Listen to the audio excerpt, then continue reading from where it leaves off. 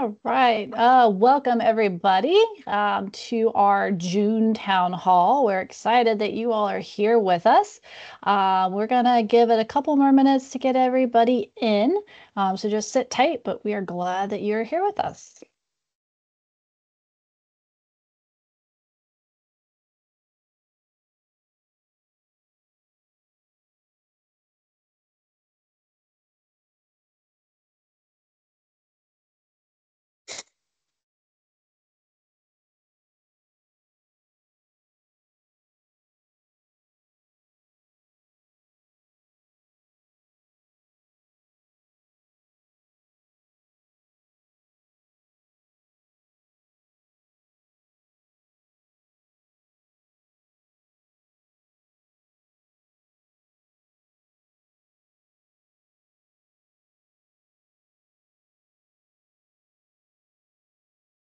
All right, that seems to be the initial rush of folks joining us this evening. My name is Laura Rice. I'm one of the events operations managers here at RAGBRAI. And thank you all for joining us for our June town hall. As we kind of get everybody in, if you ended up here because you had a good friend that forwarded you a link and you want to engage by asking questions or things like that in our chat, we do need you to register. We're glad you're here either way, but like I said, if you want to ask questions and make comments, you do have to be a registered attendee. So you can take a couple minutes, you can find the event link on our Facebook page or our website and get registered to submit questions, or you can scan that QR code there with your phone and get signed up pretty quickly and be able to interact that way. Regardless, we're glad you're here. We hope it's a productive night for everybody. And we will be also recording this presentation. So if you have to jump off or you want to share it with friends after the fact, you'll be able to do that once we get it posted sometime between this evening and tomorrow morning to our YouTube page. All right, we'll do a brief round of intros for those of you that don't know all of us. On the call with the RAGBRAI team, we have Ann Laurie, who's the cycling director, Matt Phippen, ride director, Hayden Meister, event operations manager, excuse me, myself, Laura Rice. Not with us tonight, taking a well-deserved vacation is Corey Much. We also have Erica Detterman with us tonight, registration and merchandise manager, and Andrea Parrott, who's marketing manager and host of the Just Go Bike podcast. We also have quite a few guests with us tonight. We've got Jacob from Wahoo, who joined us last year in the expo. We've got Ethan and Joel from Send My Gear, a new bike shipping partnership that we have. And we have someone that you'll probably recognize, Pete Dempsey from Backroads Battery, who's been a longtime vendor and power supplier on route. So they'll be presenting some stuff a little later. All right, we're gonna throw it over to Erica for some registration updates. Thanks, Laura. As the slide says, registration closed last night at midnight. We're really happy to get all the packets and everything shipped out to people soon. We just want people to be aware that you can register if you haven't registered yet at the expo for a week-long rider, or get day passes at the expo and each day at the merchandise trailers, at the overnight town and the main campground, and in the downtown area each day. We will no longer be selling merchandise, or we will no longer be selling registration at the baggage trucks each morning.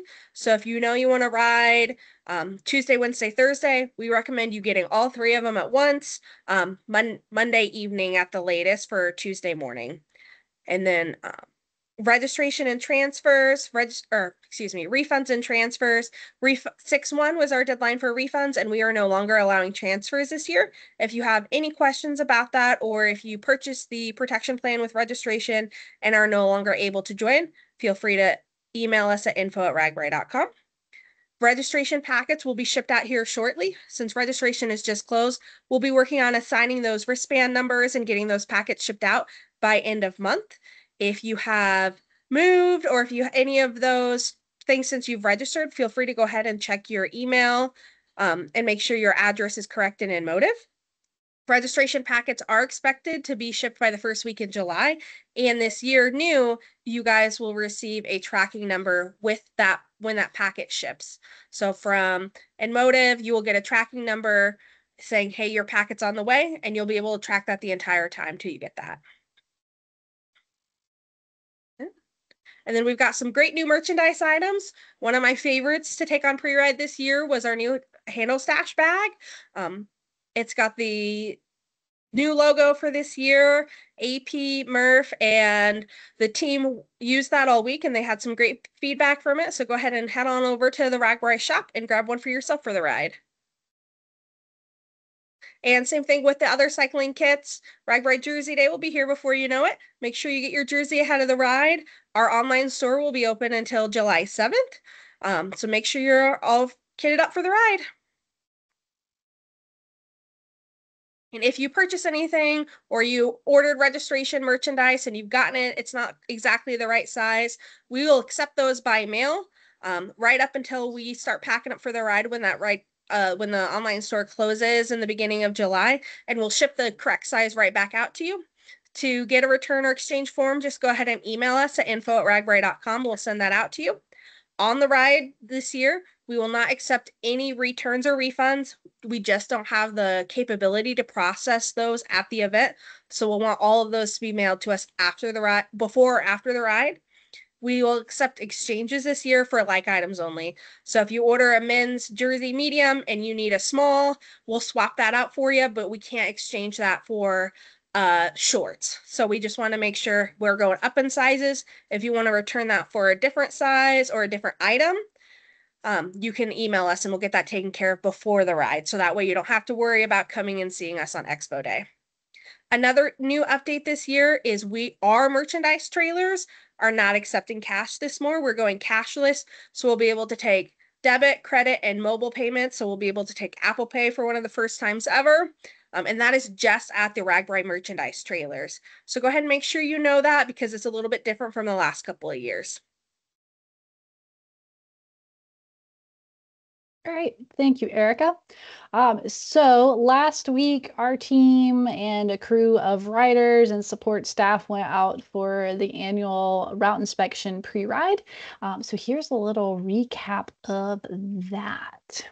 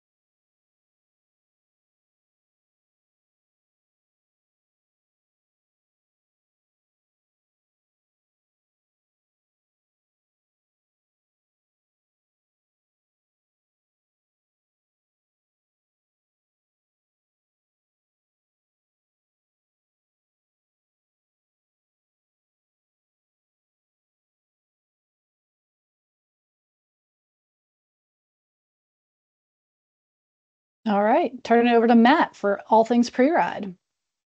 Awesome. Thank you, Laura. Thank you, everybody, for joining us. It's crazy to think that very soon we will all be together in Orange City riding bikes. Pre-ride for us is our RAGBRAI. As Laura said, we took a team of 25 cyclists and support to Orange City to ride across the state. Pre-ride was started, I believe, 20 years ago. And it's truly a safety ride and kind of gives us a good gauge on how the week will flow for RAGBRAI. So people that come on my team are from all walks of RAGBRAI life. They are handpicked, so it's not an open invitation to anybody that wants to show up. It is a very close, tight-knit group. We have law enforcement officers, we have city officials, we have sponsors, we have RAGBRAI veterans from previous years, bar owners, restaurant owners. This team is built in order to be able to go into these towns and divide and conquer to make sure that any question that someone in that community has, we can easily answer. So we bring this team together. We kind of, brief on what we're looking for, what we're trying to accomplish for the week. The goal is safety. So we are looking at the roads from a cyclist perspective. During our year of planning, and myself and our team will spend roughly about 20 trips going across the state, but we're usually doing it at 55 miles an hour in an F-150. So to be able to see it from a bicycle perspective, we get to see things that could cause problems to bicycles. So centerline cracks, potholes, shoulders that are deteriorating. We have software that has been created for RAGBRAI that lays down waypoints of things that we find on the road. So in that lead vehicle, Hayden on our team had a laptop with different keystrokes dropping pothole pin locations, and the goal is to mark the things that we see that could cause problems for cyclists in July. We then turn that report over to the state, the county, and the towns. I have the report ready to send right now to go out tomorrow. That gives those organizations a month and a half to go see some of the things that we're finding from a cyclist perspective. We're not going to fix all the small little cracks in the road, but we're going to try to hit the big ones that could cause problems. There was a couple stretches on the road that were closed to us because they were fixing the roads for us. So, those teams are out there working on it right now, making sure that when you guys come to Iowa in July, the roads are in great shape. I'll tell you right now, the roads are in fantastic shape. We have some spots that are, under the microscope a little bit, but those will be dialed in by the time you guys get here in July. I wanted to call some things out on this page. You're going to see two different signs, the bike sign in orange and the gravel sign in blue. If you are riding the paved route, you're going to be looking for those orange signs. If you are choosing to do the optional gravel, you'll be looking for the blue signs. So if for some reason you are on a paved route and you find yourself looking at a blue sign, you are on the wrong route. So just make sure that you're following those signs along the way.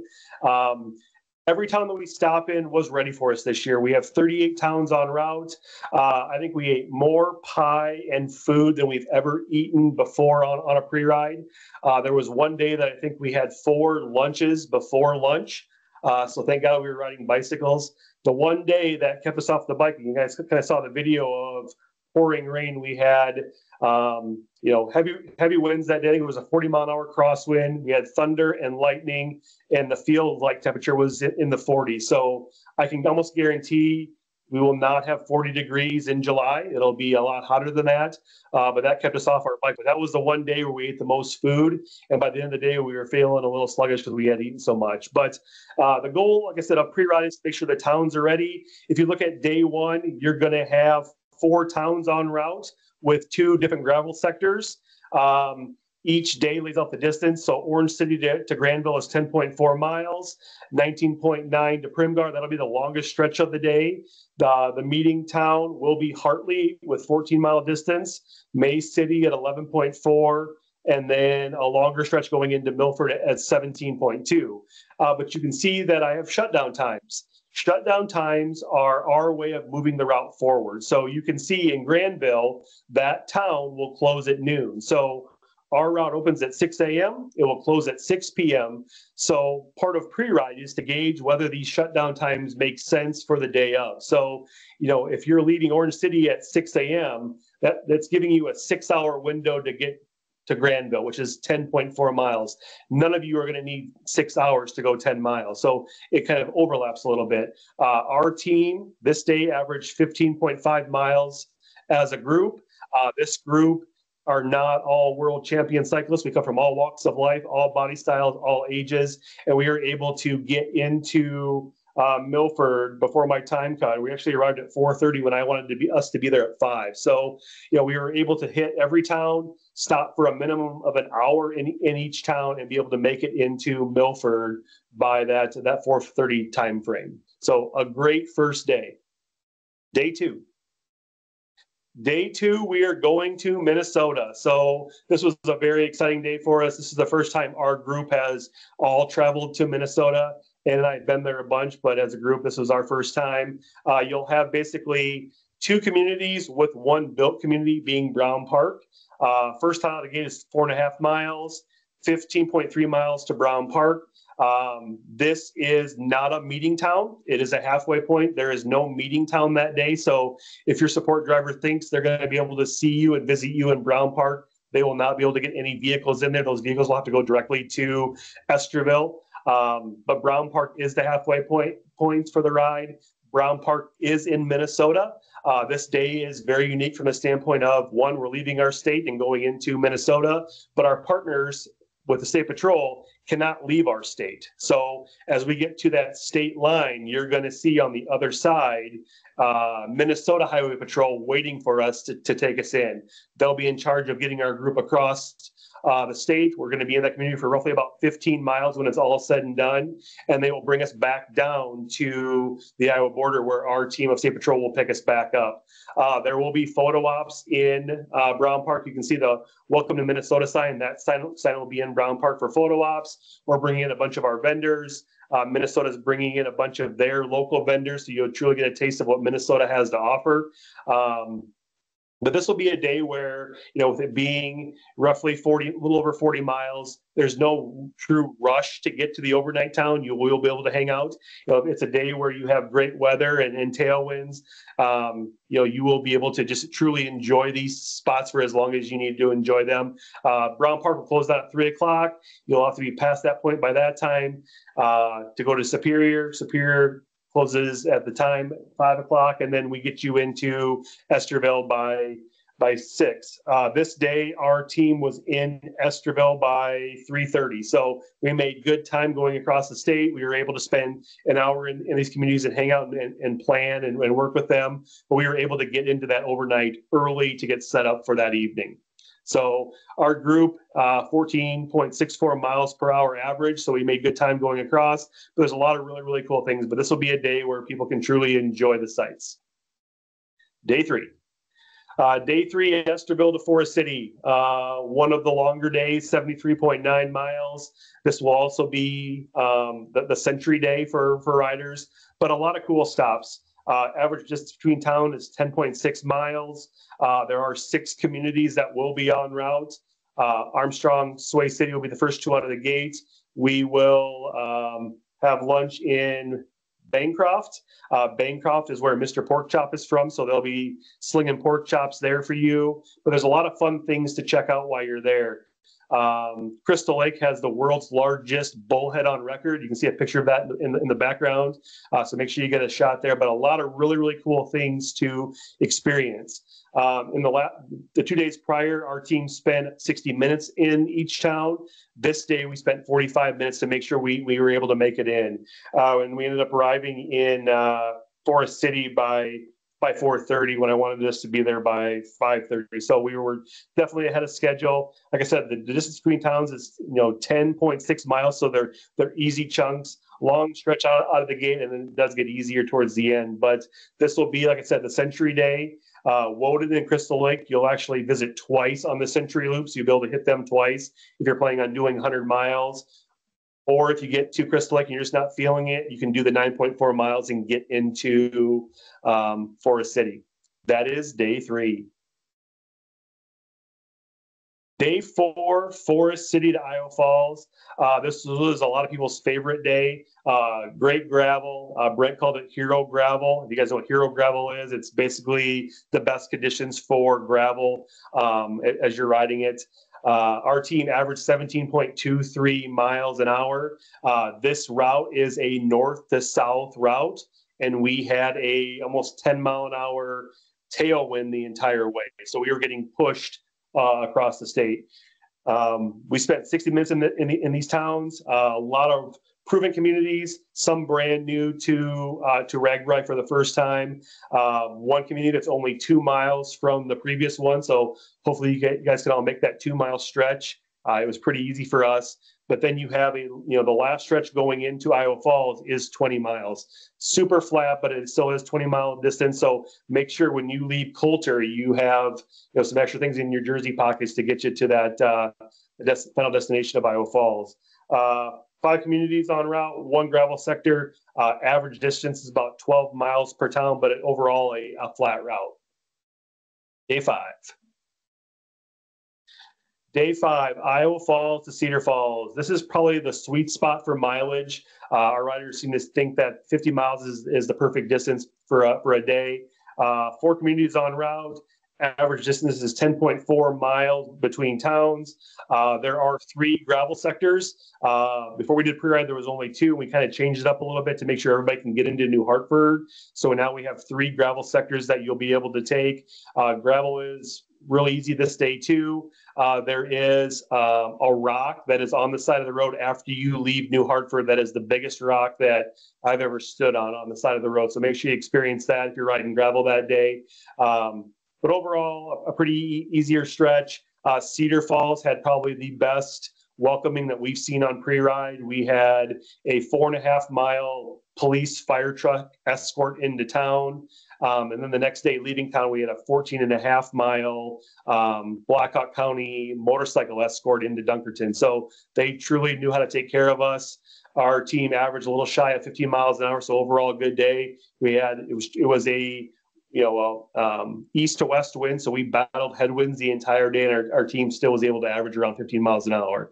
Overall, a good day with a lot of towns that are RAGBRAI proven. Day 6, Cedar Falls to Oine. We will be welcoming you to the town that I grew up in. 38 miles. This is the shortest route of the entire week. 2 towns on route, so Dunkerton and Fairbank. This is another one of those days that if you want to take it easy, this is the perfect day for you. Our team did take it easy, as you can see in the mileage. We didn't push it under 14 miles. Average across this section, like I said, but two towns, 1 gravel sector. The average distance is 12.8 miles, overall, but an easy day 6 to set you up for a tougher day 7.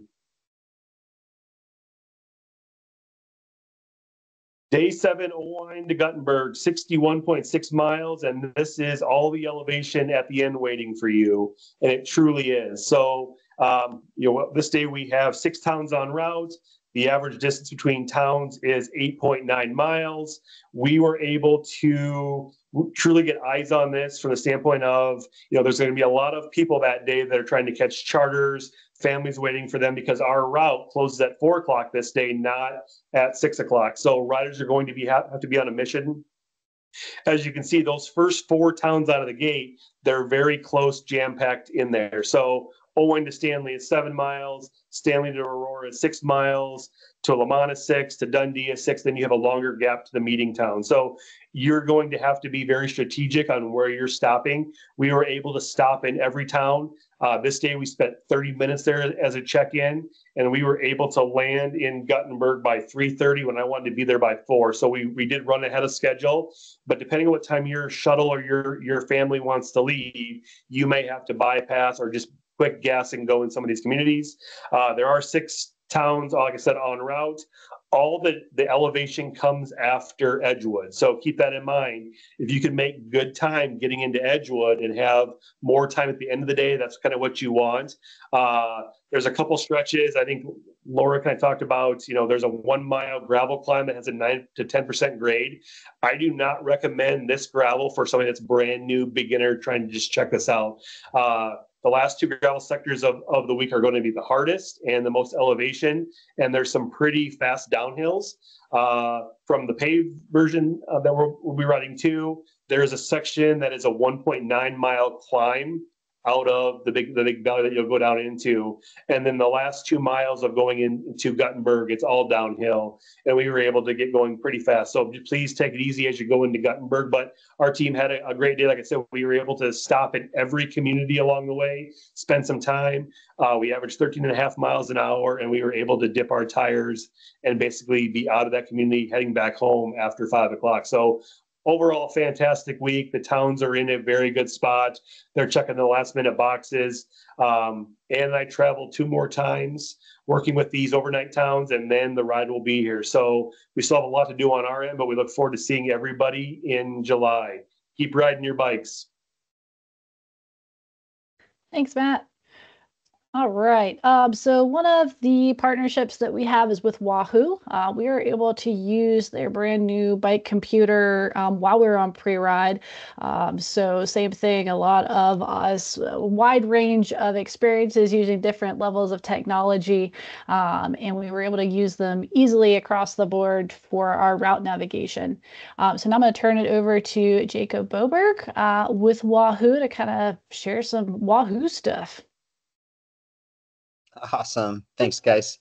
So kind of like what Laura brought up, our whole goal with our bike computers are to make them as easy as possible for riders to use. So ease of access and able to see exactly what you need. So nothing overly complicated.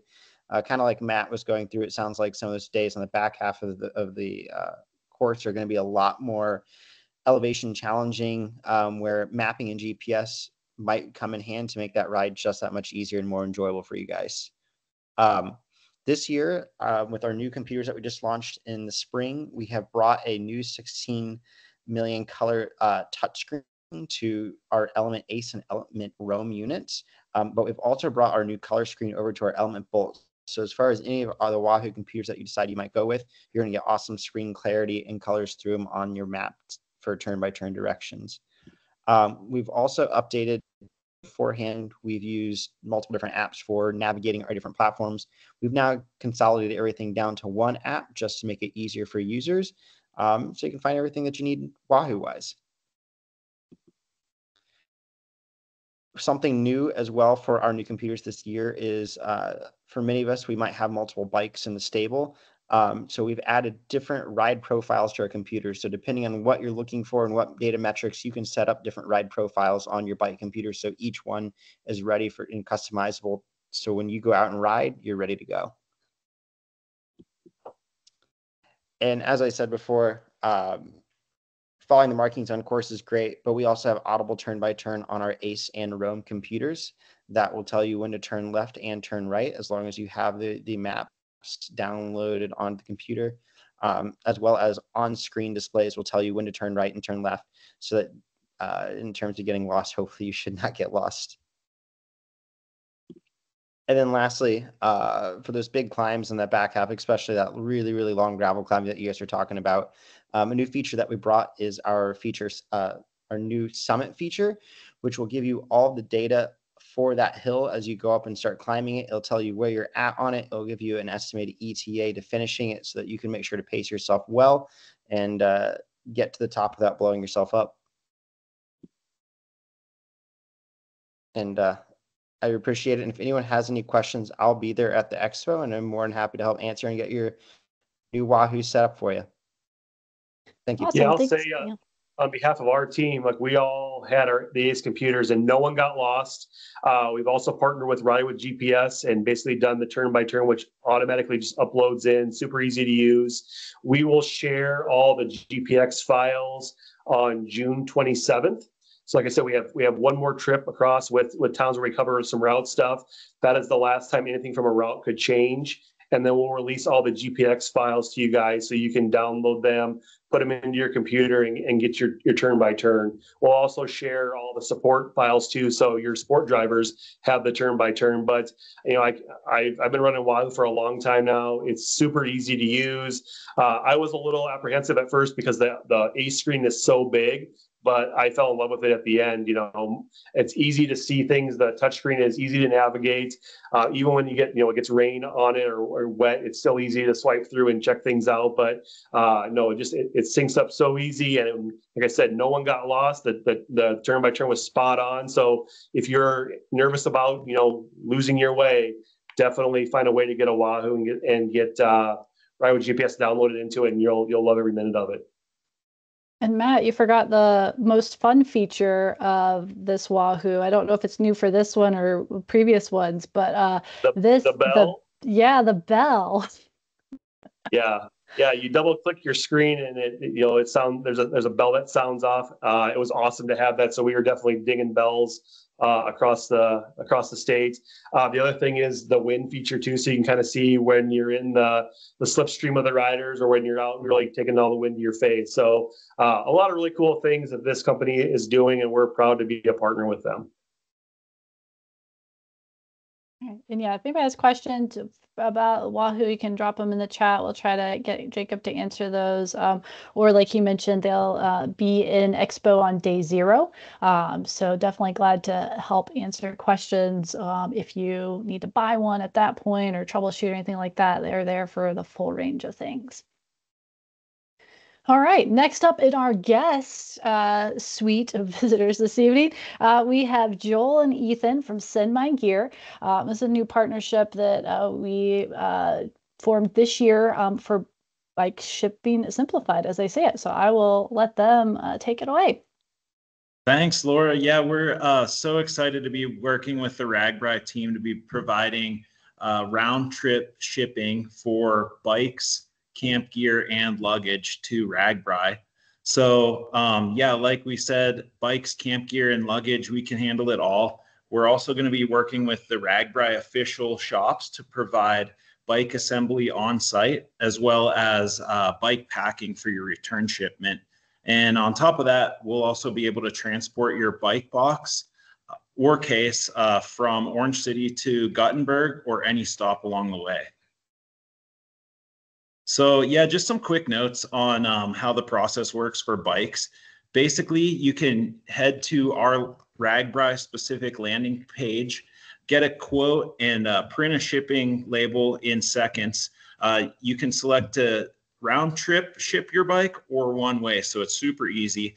And if you are packing your bike yourself, it's as easy as throwing it in a cardboard box or your bike case and attaching a label. And if you're not comfortable with doing that, it's as easy as taking it to your local bike shop, having them send you your box dimensions and weight, and you can just email them a label from our site.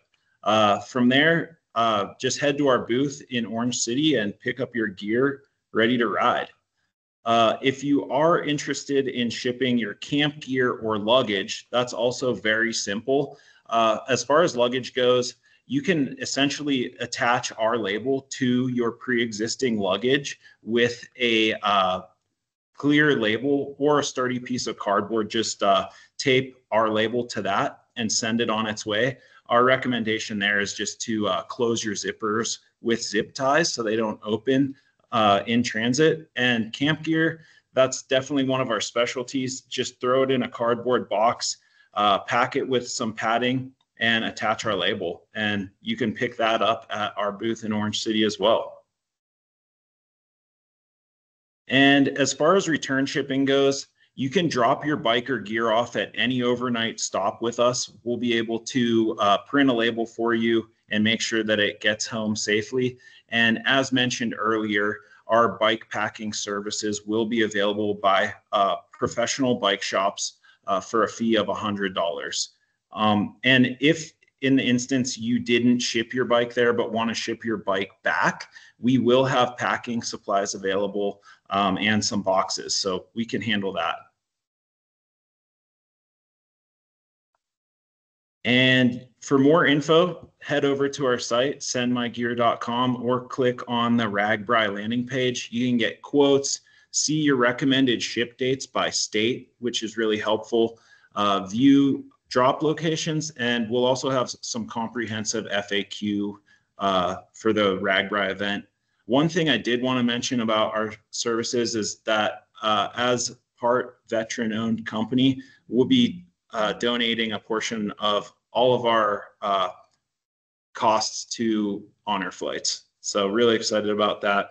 And don't forget to check out that landing page for a special discount for shipping your gear. But yeah, thank you so much for having us. And we're really excited to be working with the whole RAGBRAI team. Yeah, thank you, Joel. Yeah, we're excited too, especially to have the option for bikes and gear. I know that's a question we've been getting a lot. So yeah, go check out their page. They've got a lot of good information there, especially the dates that you need to ship things by, so that you know everything is where you need it to be when you want it to be. Same thing, if you have questions, drop them down in the chat and we'll grab them towards the end or as we're able to answer those. And then, yeah, they are also linked on our logistics page on our website if you forget, but it's super easy, sendmygear.com. Thanks so much, Laura. Yeah, thank you. And thank you for supporting Honor Flight. We're really excited about that. We're getting closer to our fundraising goal and appreciate everybody that's been a part of donating to that goal and getting us closer to our fundraising goal this year. All right. We'll turn it over now to our last guest, Pete Dempsey. If you've been around RAGBRAI Expo and the ride, you've probably met Pete. Pete is here to share more about one of the other questions that we've been getting a lot of, and that is how to keep your equipment charged while en route. So Pete, all you. Okay, thank you, Laura. Yes, I'm a longtime cyclist, been on tours for many years, since the 80s actually, and done RAGBRAI, Cycle Oregon, many Colorado rides, the Ride the Rockies about 30 times. And I got frustrated with how we were handling keeping our phones charged, and also lately, you know, bike computers, electronic bikes need to be charged. Just a lot of myriad of devices need to be kept up. And if you're camping and your gear's being moved, then how do you keep all that stuff charged up?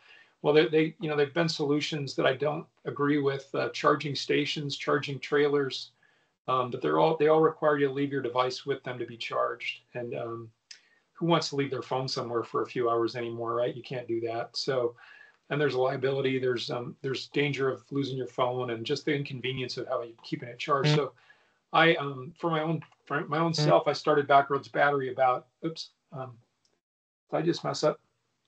Oh, I think we still have you. Okay. Yes, I just, I started this company about 8 years ago to solve, can you still see me? Yeah, we got you. Okay, like my phone just changed. Anyway, I started about 8 years ago because I wanted this business. And what we do, the key thing that we do is the swaps. So for cell phones and small electronics, what we're going to do is at the expo, we hand you a Backroads battery, which is about the size of your phone itself. It's a 10,000 milliamp hour charging pack. But we hand you a full one at the expo when you sign up with our services. That's not the key. That's for day one.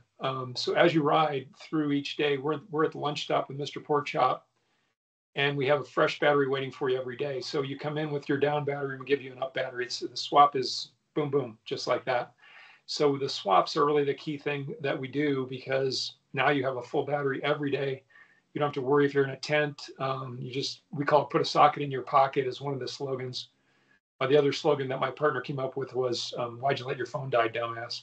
But either one, you know, we're not going to let you have your phones dying or because it's so easy to just keep a battery ready to go. But the swaps is really what makes it worth it. And then a few years ago, while we were swapping batteries for all the phones and devices for people, someone came to my booth and said, do you guys charge e-bikes? And I said, no, we just do for phones, you know. And then the next hour, another guy came by and said, do you charge e-bikes? And we said, no, we do phones. And the third guy came by and said, do you do e-bikes? I said, yeah, we do, you know. So we started a sideline of Backroads Battery, which is for the e-bikers. They need a place midday and a lot of them need to have a top off or a known gas station or a place to fill up. And so we have two services for e-bikes now too. One of them is you come in at that stop and we've got an outlet with your name on it waiting for you to plug in with your, plug your e-bike in while you're having lunch and just get a few lights up from where you are and extend your range for the day. Especially on the long days, it's really good for people that are really relying on that e-bike to get them home. But we also have people who want something a little more than that, and that is the ones who have two e-bike batteries.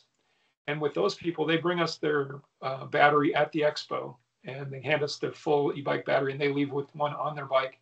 And then overnight, we charge those for them each night. And so when they come through, it's similar to swapping the small batteries. We're swapping out their e-bike battery with a full one at lunch each day.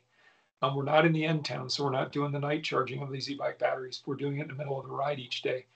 But when they have a full one waiting for them like that, it's a lot of a lot of peace of mind that they're going to have plenty of power to get them through. And all different stories with people with e-bikes of why they're using them. You know, some of them have issues with health, and some of them are just need the extra help. You know, but it's really good to know that you have a full battery for the whole day, even on the long days. So either way, whether you're doing e-bikes or whether you're doing the small ones for your phones and electronics, we got you covered on charging.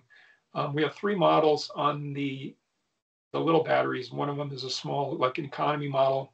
One of them is a large one. That's the most common one is a 10,000 milliamp hour, just standard battery or power bank. And our deluxe one has also the ability, it's 10,000 milliamp hours, but it's also wireless. So that's nice when you get home, you can just lay your phone on your wireless battery. You don't have to plug in a cable or look for a cable. But the 10,000 milliamp hour batteries, your phone battery is probably 3,000 to 4,000 milliamp hours. So each battery we hand you is at least twice as big as your phone battery, and it's going to get you through one night for sure. And it's multiple. You can do your phone. There's multiple ports. You can do your bike computer at the same time as your phone. And what we find too is we have people who have kind of tried this and understand how convenient it is to swap batteries every day.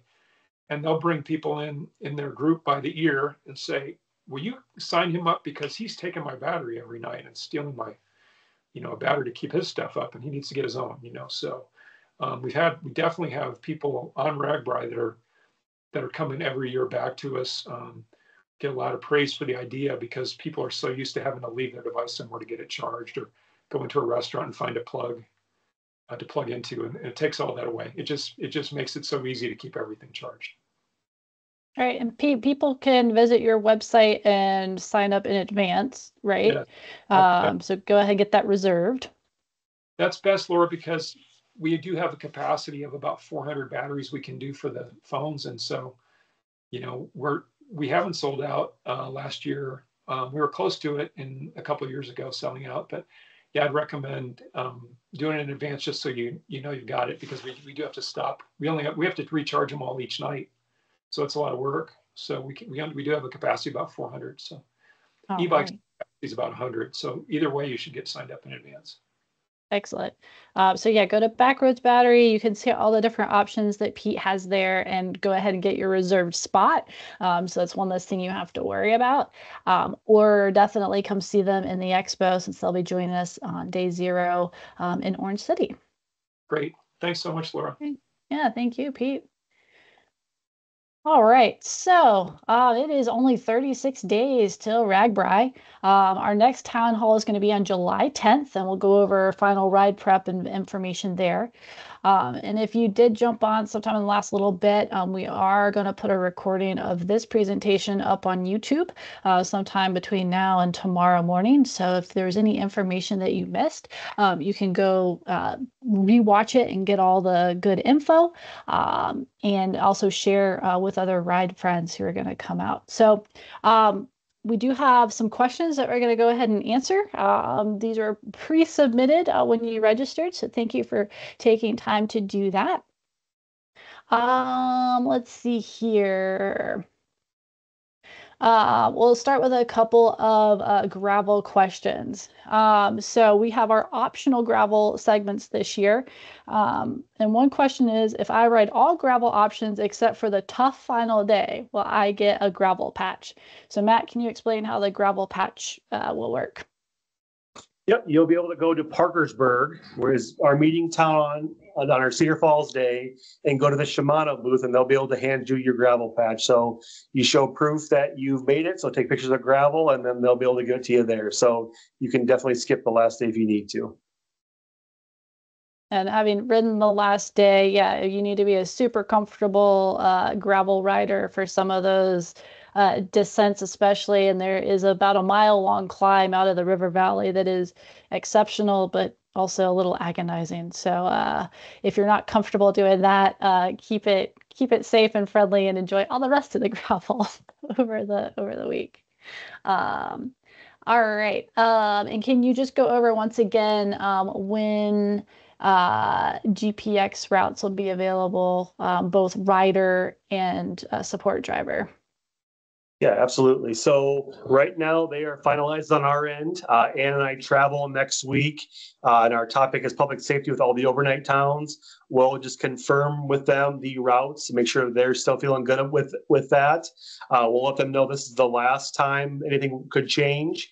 And then the plan is on June 27th, which I believe is a Friday, we will share the link. So go to Ride with GPS. If you haven't already, create a free account. We'll share with you you a invite link. Once you click that link, you will get access to each day. As we said earlier, we have gravel options every day. We have a paved option. Your support driver will also be able to download a support driver option. So we create a support route that is separated from the bike route. We do not allow vehicles on our cycling route. The meeting towns are the only spot that they can actually get in and drop off or pick up. We've been obviously working with DOT and our counties, since February, picking these roads to find you guys the safest option. So make sure that if you're a support driver, you're sticking to the support route. Don't think you know better than all the planners that have been working behind the scenes trying to put you on safe roads, because there are roads closed. There are projects that are happening around Iowa. Iowa does not shut down for the day just so RAGBRAI can go through. So we still have active roadways. A lot of the vehicle traffic that is normally on our bike route will be on these other roads. We partner with 511, we partner with Waze. So if you're trying to use a different option, they're going to tell you that the road is closed. So definitely use the Ride with GPS on your phone. You can download everything offline. You can print cue sheets, but it will give you turn by turn. Anna and I use it every time we travel across the state, and we've never gotten lost. So it takes us right where we need to go. So we recommend you use that software. Great. And real quickly, what SAG routes will be used this year? Yep. So our SAG is our vehicles that will be 15-passenger vans with trailers. They follow the bike route. So depending on where they pick you up, they're going to find the quickest location to get off the route and get into the overnight town. So if you get picked up, 10 miles out on day 2, they're taking you all the way into Esterville and dropping you off. They're not going to take you to the next town and drop you. Your ride is done for the day, but you will see the SAG support on the actual bike route. And once they have a full van, so 15 people full capacity, they'll find the quickest option to get you guys off the route to a major road and then into Esterville, dropped, and then they return back to route. So they will follow the route. And I think a note to that is they will not service the gravel sections. So you need to be self-sufficient there. Yep. So especially final day. You will see our motorcycle on the gravel. So Care Ambulance has a motorcycle that will follow the route. So somebody crashes, they're there to help take care of. But the route is not supported by the SAG. You're on your own. So make sure you have enough tubes, enough water, everything you're going to need to ride that. It's on route, but we treat it as an off route optional ride. Awesome. Thank you. All right, we'll do a couple camping and RV questions. Where is the main campground in each overnight town? And I guess where will we find that information and when? Hayden, I'm gonna give you that one if you're able to take it. Yep. So the main campground will be easily identified on all of the maps that we share on the websites, both on RAGBRAI websites and the town websites. Those will be shared on July 7th. So we're working on finalizing all of those, but the main campground will be easily identifiable, as well as when you come into town, if you follow those bike signs, it'll lead you straight to the main campground. And then if you're part of a charter team, you might have to turn off from there, but the route will lead you straight to the main campground, so you can find the baggage trucks, the info tent, the med bike drop off, all that good stuff. So in almost every town, you're going to run straight into it. Great. So yeah, just follow the route in, and you'll end up where you need to go, or at least where you can find the information for where you need to go from there if you're with a charter. Can you then dive a little into if somebody's driving an RV and they're coming in on the support driver route, how will they know where to park? So it will depend on each town. What we've recommended is that they designate a spot where they can bring those support vehicles in, whether you're a minivan, whether you're a box truck, whether you're a truck and trailer, whether you're an RV, so that they have a staging point to be able to guide you to the right spot. Obviously, these are small towns, and there's going to be 20,000 people flooding the streets, so roads will be busy, parking spots will be available, but that's why it's important that you make sure you have your registered vehicle pass. That does guarantee you a spot. And then once you get into town, their volunteers and their committees will be able to guide you to the right spot. And those spots will be labeled as well for you, from RV to support vehicle. But the towns will be able to take care of you once you get into town. Great. And then are there lodging accommodations? So camping or RV camping Friday night going into Saturday into day 0. And then on the other end, Saturday night into Sunday in Guttenberg. There So will Orange be City and accommodation. Guttenberg. There will be accommodations on both ends, both Friday before going into and Saturday. If you are going to do an RV, I'd recommend reaching out to the Orange City RAGBRAI committee before you get out there, just so that they're aware that you're coming and they can have a spot designated for you, which you can find on the Orange City RAGBRAI page. There's a contact us button up in the corner. And then on the back end in Guttenberg as well, there will be camping there, both tent and RV. Again, but if you're bringing the RV, make sure that you reach out to that Guttenberg committee and just they know you're coming and can make sure they have a designated spot for you. Thank you. All right, AP. This one seems like a good one for you. What equipment do I need on my bike? Lights, mirror, speed tracker. Also, I have no idea how to change a tire. Is that bad? Okay, great question. What I have on my bike is, whether or not you know how to change a tire, I would include on my bike an inner tube that's appropriate for the size of wheel that I'm riding.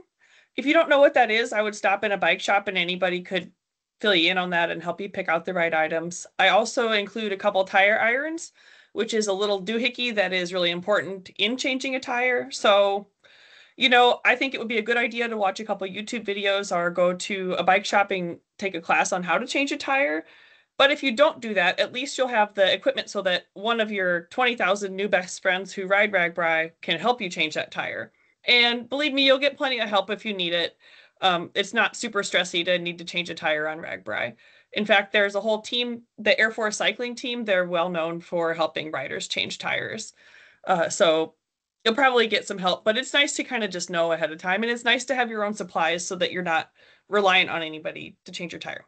Beyond that, I always keep on my bike a little extra or all my cash, and I keep that in a little Ziploc bag in case it rains, along with like my health insurance card and other necessities.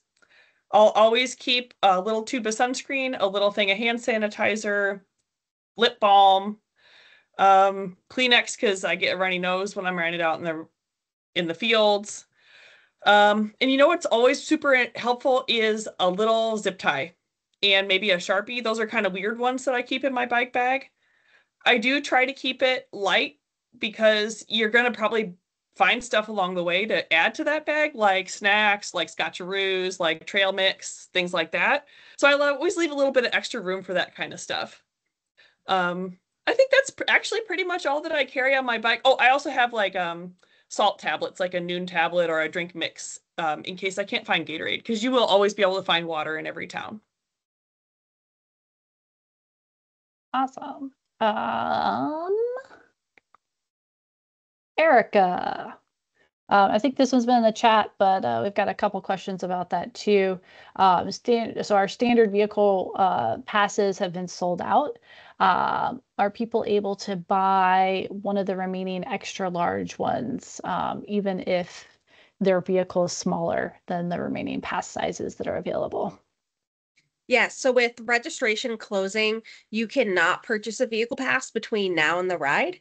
We will have extra and leftover vehicle passes in Orange City at City Hall, which is where our registration and packet pickup is, from 12 to 9 on Saturday. That's Expo Day. We oftentimes between now and the ride, we'll have people reach out who say, hey, I purchased a vehicle pass. I don't need it. We accept those so we can sell those to people who do need them. If you show up at registration and packet pickup on Saturday and we are out of standard, you can still purchase a vehicle pass, but it's going to be the next size up that we have. That will still allow you into the campground in each community, but it's just not going to be the right size. We'd rather have you be a size bigger than not have a vehicle pass at all. So we'll work with you that day. Erin, who manages our customer service, will be there that day at registration and be able to help with any of those questions. Great. All right. I'm going to pitch this one to our team, anybody who wants it. Will there be a list of who the food vendors are and where they will be? So how can we find that information out? I would recommend following the social media pages of all the different towns because they'll be listing stuff up to the minute as far as what the vendors are going to be. Or you could go to ragbrai.com/route and you can find all their websites and their information there. It's not exactly a list, but it's a nice way to keep up to date with all their information. I'll second that by saying if you have a food vendor that you really like, try and find them on social media. I know every day I want to look out for where the PB peddlers are going to be and find them. So I like to go on their social media and make sure I know what towns to stop in. Right. And then we will have on our overnight town maps typically a list of vendors for the expo areas. So that's another way kind of just to eyeball real quick and see which food trucks, which vendors they're bringing in, which, community groups are serving meals, things like that. So definitely take a look at those when those are released on July 7th, along with being campground locations and different things like that. All right. And this was kind of just to kind of go off that. The question was, some towns are only posting info on Facebook. For folks without a Facebook account, it would be possible to include their information on the RAGBRAI website. For that, we want you to have as much information as possible. And so a lot of these groups are small committees. They're trying to get the information out there, and a Facebook page may be the only way that they're able to do it. So we would suggest making, say, like a burner Facebook account if you don't like social media, because that really is going to be the best way to get that information. Information changes, and we don't want to bring something over to our website that is then out of date or incorrect. So really the best way to know what the towns are doing is through their direct pages. So no, that's not always the favorite answer, but it really is the best way. And you can track, like Erica said, your favorite food vendors.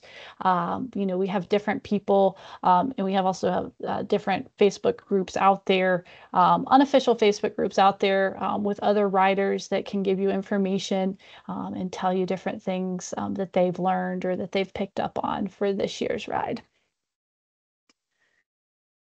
All right. Well, thank you all once again for joining us. We will post a recap of this video online.